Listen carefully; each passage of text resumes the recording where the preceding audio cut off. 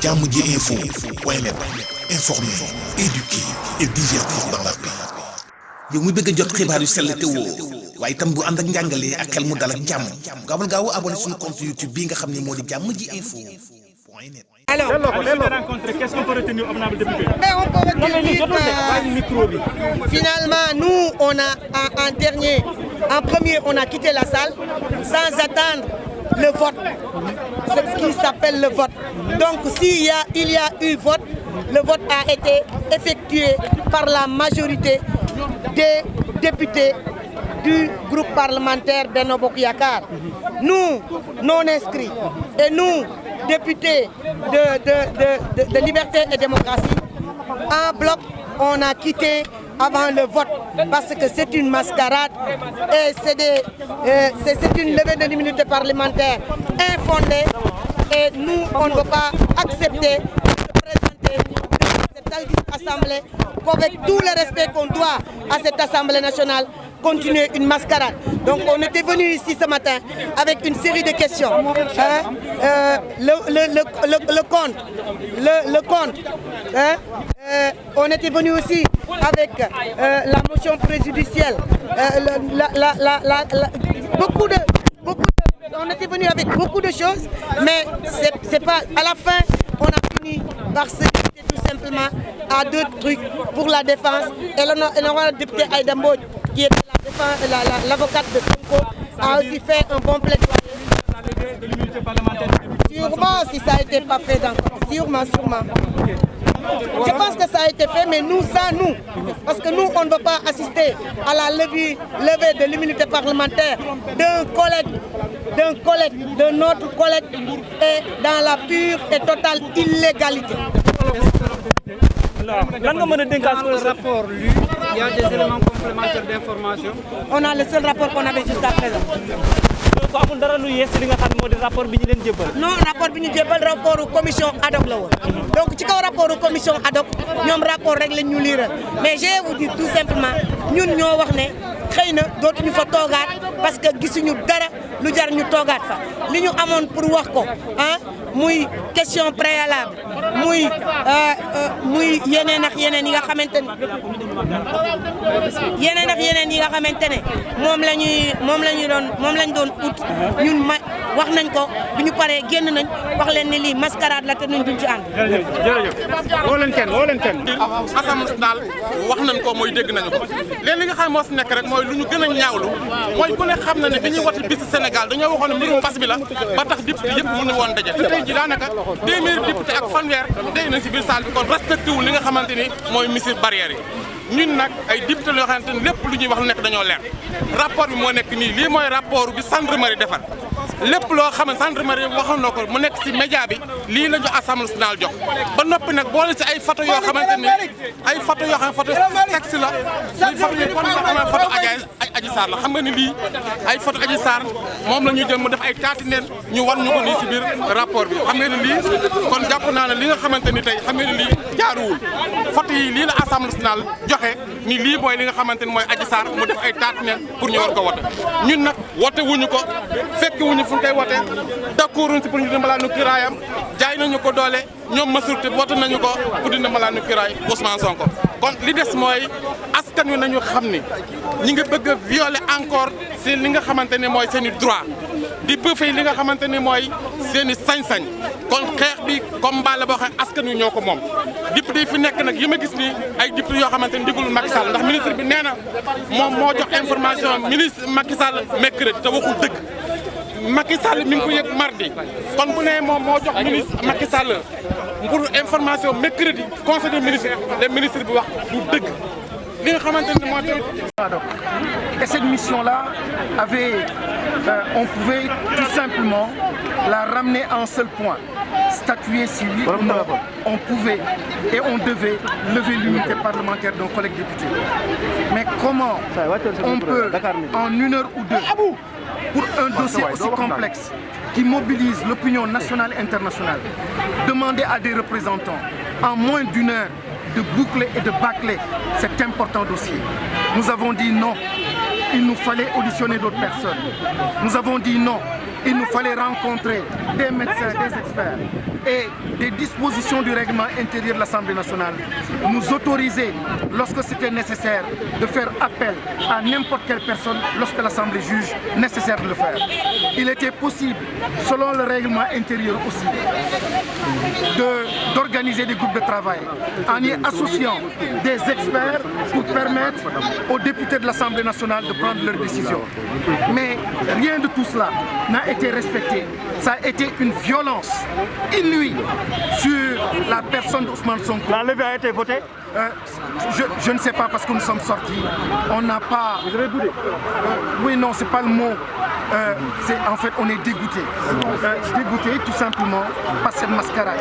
C'est le Sénégal qui est en train de reculer. C'est la paix sociale qui est menacée. C'est l'injustice qui est en train de régner. Et il faut que l'opinion nationale le sache. Il faut que l'opinion internationale le sache. On est en train tout simplement de fragiliser le socle solide sur lequel le Sénégal a toujours évolué. Il ne s'agit pas d'Ousmane Sonko, parce que c'est une saga qui dure depuis quelques années. Il faudrait qu'on en soit conscient. Donc, il ne s'agit pas de bouder, mais il s'agit d'être dégoûté par cette humiliation permanente qui est en train de s'exercer sur un Parlement, sur une institution qui a perdu sa dignité, qui a perdu son autonomie vis-à-vis de l'exécutif et vis-à-vis donc du judiciaire. Aujourd'hui, les instructions sont reçues directement de l'exécutif, directement du judiciaire, ce qui est inacceptable. ci wolof lan nga jàngatee journée tey bi non wax nañu li ñuy wax jëf nañu li ñuy jëf ñun ay représentants du peuple lañu mais nous ne sommes pas le peuple li ñu mën a def mooy nekk ci biir wax li ñu mën a def mooy siéger ci commission yi li ñu mën a def mooy def li ñuy def ni wax ak presse wante nag su dee fi la république bi ak sa constitution ak sa règlement intérieur bu institution bi jox la ay sañ-sañ jox la ay mën-mën mais munoo ci doxal dara munoo ci exercer dara loo bëgg a def pour jaar yoon jaaral mbiri yoon ñu obstruer ko sëñ bi metti na lool liggéey ci condition ko te actuellement mooy député bu tudd Ousmane Sonko simplement xool nañu ba xool mais actuellement c'est un règlement politique un complot politique respecté wuñu mooy ay àqam ak yelleefam respecté wuñu règlement intérieur donc de suñu Assemblée nationale naka nga mënee demander à des parlementaires ay députés ñu mën a ne waaw dañuy yëkkati mbalaanu kiiraayu Ousmane Sonko te joxoo leen sañ-sañ ak mën-mën boo xam nañ ko yëkkati kooku suñu yoon nekku ci. lu tax ngeen génn. li tax ñu génn mooy dañu dégoûté mooy loo xam ni dañ koy jëf ñëpp di gis nga ci teg sa bët sa ndong ngay dégg lépp rek fenn la ñuy jëm mooy humilier toloxal kenn koo xam ni wax dëgg yàlla mérité wu. seen taxawaay après léegi lan la mais mas dafa am solo. parce que député du peuple nekkuma fi pour Ousmane Sonko. dañ fi nekk pour dëgg bi nag bëgguñu mu feeñ parce que suñu bëggoon mu feeñ Adji Sarr man dama ko war a taxawal ni ma ko war a taxawal mooy dëgg bi feeñ parce que yërmande mooy nga mën a taxaw tamit ndax Adji Sarr kenn nekkul ci ginnaawam di ko manipuler jox ko xaalis. monsieur le ministre yàq addunaam yàq ëllëgam loolu tamit war nañ ko xool war nañ ko saytu donc li ñu waroon may député yi mooy ñu mën a saytu bu baax a baax loo xam ne mën na leen permettre ñu xam ndax lii complot mi ngi ci wala nekku ci wante lépp dañ ko boucher lépp dañ ko bañ lépp dañu bëgg simplement pamte ce n'est tout simplement pas sérieux moo tax ñu bàyyi fa ñoom ñu jël seen responsabilité face à l'histoire. merci. APR bu Kanel coalition Benno Bokk Yaakaar. ok ci olof ginnaaw bi ngeen defee ay waxtaan rek lan lañ mën a jëlee fii mooy que li waroon am na processus bi commencé nañ ko voté nañ ko pour mettre suñu collègue à l'aise pour que mu mën a dem wuyu ci yoon seetal boppam. man sama intime conviction dama ko mettre à l'aise parce que bu nit bu joteek ay concitoyens kenn mënu leen tegaat ci yoon lu dul justice. donc faaw ñu may ko ñu ko réputation aussi daf ko war a sàmm faaw mu dem justifié wu. précipitation ci mbir mi. précipitation mënu ci am dem leen xool suñuy manuel de procédure muy suñu comment on appelle ça règlement intérieur délai yi ñu may ci comité ad hoc moom la ñu respecté mu jeex. mais démb moom Ousmane Sonko dafa jàpp commission ad hoc bi 11 la ñu war a nekk te jamono bi 9 la. waaw comité ad hoc loolu la ñuy wax mais ça veut pas dire que kenn bu démissionné wala bu kenn nekkul comité bi du continuer loolu la.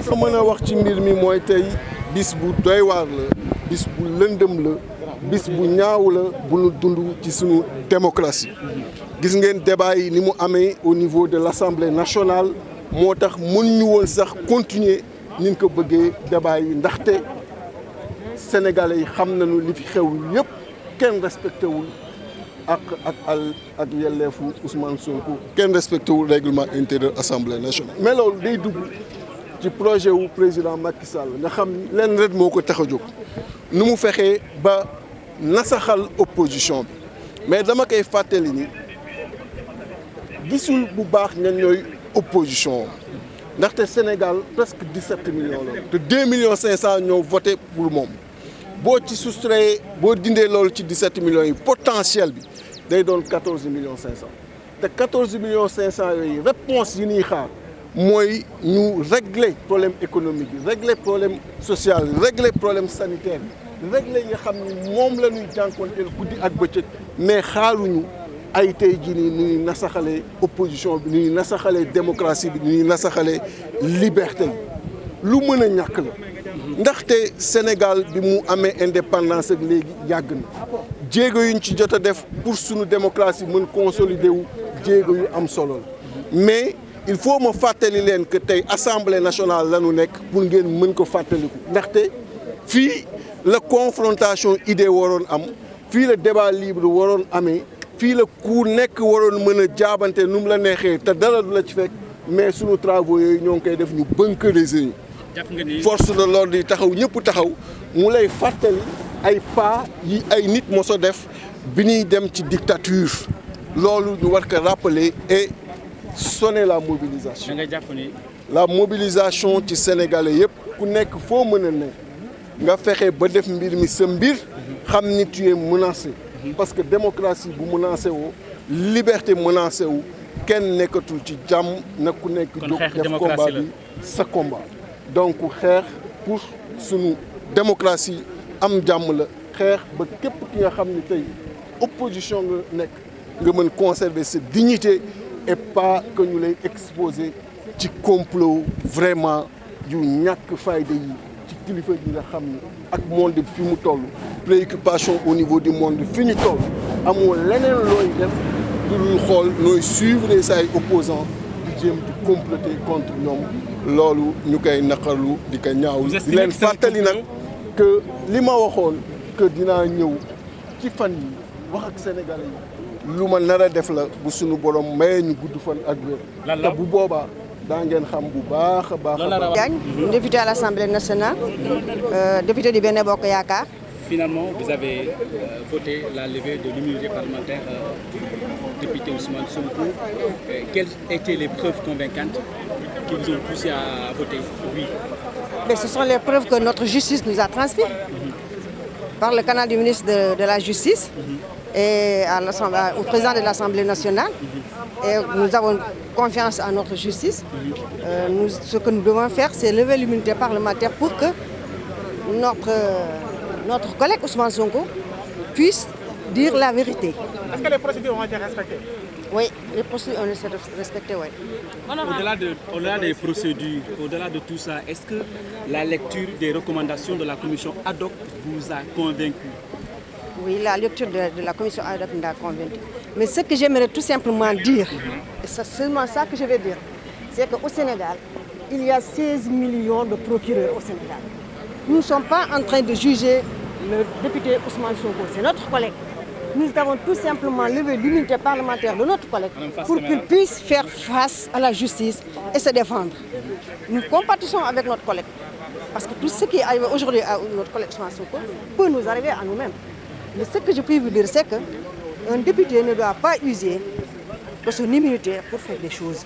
que ce soit le député Ousmane Sonko de l'opposition, que ce soit le député ou l'autre député de la mouvance présidentielle. Alors, honorable, enveloppe s'il vous plaît, ñu bëggoon xam rek ana lan ngeen jëlee ci ginnaaw ba nga xamante ne Sénégal yi ñu xaar fan la vote bi di mujjee ndax léegi nañ li nga xamante ne mooy malaana kii daal di Ousmane Sonko. C'est-à-dire est-ce que preuve yi convaincre na leen? Mais bu ñu convaincre la duñu ko voté xam nga ñun dañu nekk ay députés yi libre du pas une majorité mécanique dañu nekk ay députés yi libre lu ñu convaincre duñu ko def lu ñu convaincre nag dinañ ko def nañ ko. Lever immunité parlementaire Ousmane Sonko ne veut pas dire que ne tëj Ousmane Sonko ne veut pas dire que Ousmane Sonko ñàkk mandat de député Ousmane Sonko est toujours député même bu ñu lever immunité parlementaire c'est tout simplement pour que justice mën a am accès ci moom def liggéeyam bu dee moom il est fautif justice wax li mu def li war bu dee il n'est pas fautif convaincre yi femme bi joxe convaincre justice ñu bàyyi ko mu dem ñëw retrouver immunité parlementaire continuer mandat jusqu'en 2022 5 ans mu def ko. Tribunal conscience collective des gars jugés ba nga def ni sa Sénégal am na 16 waaw millions de procureurs. xam nga lu tax da nga wóolu suñu justice bi nga xam ne dama ko wóolu dañ ko parce que nit jàppale justice bu am indépendance totalement. man sama il y a justice une mainmise de l'exécutif. man sama justice pour man amul mainmise dégg nga parce que cas de viol bëri na fi te kenn newul nañu indi preuve yi jigéen dañ cee jóg dañ cee xeex ana ban viol ngay gis nañu fekk boromam ci kawam musul am dafay am koo xam ne dafay porte plainte ne violé nañ ma ñu seet segg bu dee am nañ muy noonu bu dee amul tamit ñu xam ne amul il faut que boo nekkee ci réew nga def confiance sa justice loolu mooy yoon te fi mu ne nii Sénégal ñëpp ay procureur lañ condamné nañu Ousmane Sonko alors que kenn condamné ko si population bi ci boppam fi mu ne nii ñiy wax ñoom ñooy condamné Ousmane Sonko alors que ne def dara waaw mais ay procès la yeneen procès am na fi lu tax du ngeen tudd yeneen procès beneen procès am na fi procès viol kii am na fi Cheikh Yérim Seck pour lan waxuñu loolu est-ce que Cheikh Yérim Seck dañoo dem taxaw fekk ko ci kaw nit déedéet dañ ne rek dem na xale bu jigéen bi dem na fekki ko ci auberge. waaw nit ñi lu ñuy wax. alors ay viol am fa ngay am na fi lu ñuy wax mooy président Macky Sall ginnaaw procès Karim Wade Khalifa Babacar Sall. te Ousmane jàpp ni combat bi du moom kese ak président. ça va au-delà de ça. xoolal président Macky Sall man limité laa xamul dafa gagné avec 58%. kon boog ku ko am 58% doo tiit bay naan da ngay jël sa opposant di ko tëj li mu wax dëgg la sa pire ennemi doo ko yéene kii président Macky Sall am na leneen lu ñu ci ne ci bokkam lu dul ay affaire Ousmane Sonko am na nañu waxante dëgg.